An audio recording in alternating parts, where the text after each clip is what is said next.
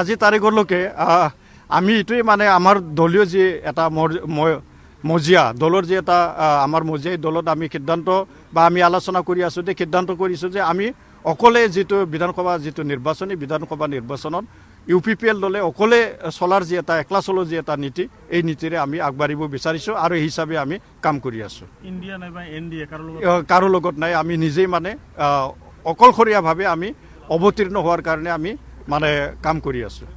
আৰু অসম বিটাৰৰ বাহিৰতো কেইটামান সমষ্টিত যিহেতু আমি নিৰ্বাচনত অংশগ্ৰহণ কৰিম, ইতিমধ্যে আমাৰ ইয়াত 5টা জন গঠন কৰি দিয়া হৈছে। 5টা জন, এই 5টা জনত আজি আমাৰ 3 নম্বৰ জন, এই 3 নম্বৰ জনৰ ইয়াত আজি আমি সাংগঠনিক যিখিনি সভা, এই সাংগঠনিক সভাটো আমি কৰিছোঁ।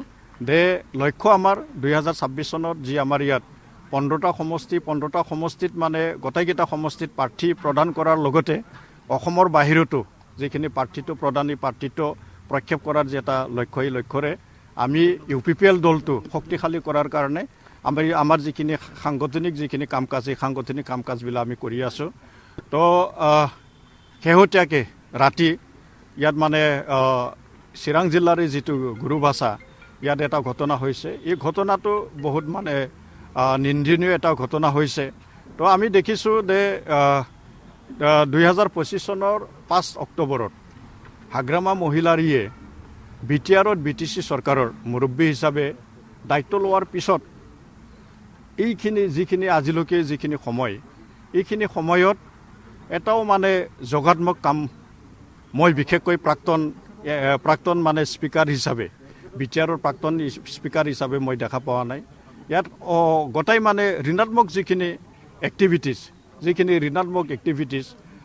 এইখিনিহে দেখা পাইছোঁ। ইয়াত দেখিছোঁ যে কোকৰাঝাৰৰ মাজমজিয়াত ইয়াত ATM পৰ্যন্ত ডকাইত হোৱাটো নিশ্চয় আপোনালোকে জানে। মই সঠিক দিনটো পাহৰিলোঁ, কিন্তু এইটো মানে BTC যিটো সচিবালয়, এই সচিবালয়ৰ সন্মুখত এই মানে কিবাটো হৈছে, কি কয় যে ATMৰ যিটো মানে ডকাইটো হৈছে। আজি তাৰিখত তেনেকুৱা মানে মদ, যিটো জুৱা, এইবিলাক যিখিনি মানে মেলা, এইটোতো মেলাই হৈ আছে এতিয়া সমগ্ৰ BTRত মানে মেলা।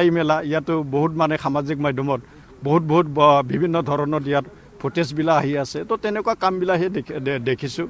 আৰু এই যি গুৰুভাষাত যিটো ঘটনা হ'ল, এই গুৰুভাষাটো তেনেকুৱা এটা মেলাৰ, মই যিমানখিনি গম পাইছোঁ যে মেলাত মানে মেলাৰ লগত এইটো অহা যোৱা যিটো মানে কিবা হৈছিল, তাতে মানে এই ঘটনাটো সংঘটিত হোৱা বুলি মই গম পাইছোঁ। তো মই কৈছোঁ যে এই যিখিনি যিয়েই নহওক কিয় ইয়াত যিখিনি ঘটনা হৈছে, এই ঘটনাত আমি মানে যি দোষী, এই দোষীক মানে কৰায়ত্ব কৰাৰ কাৰণে, দোষীক মানে গ্ৰেপ্তাৰ কৰাৰ কাৰণে ইয়াত প্ৰশাসনে ইয়াত কিবা ল'ব লাগে, ব্যৱস্থা ল'ব লাগে।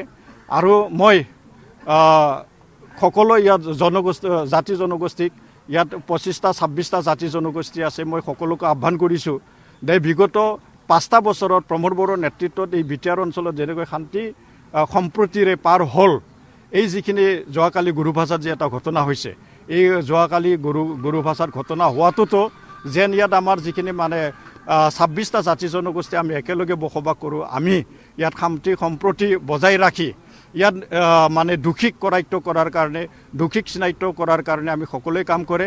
আৰু এই দোষীক মানে অতি শীঘ্ৰে গ্ৰেপ্তাৰ কৰাৰ কাৰণে মই প্ৰশাসনক মানে আহ্বান জনাইছোঁ, প্ৰশাসনক মই দাবী জনাইছোঁ।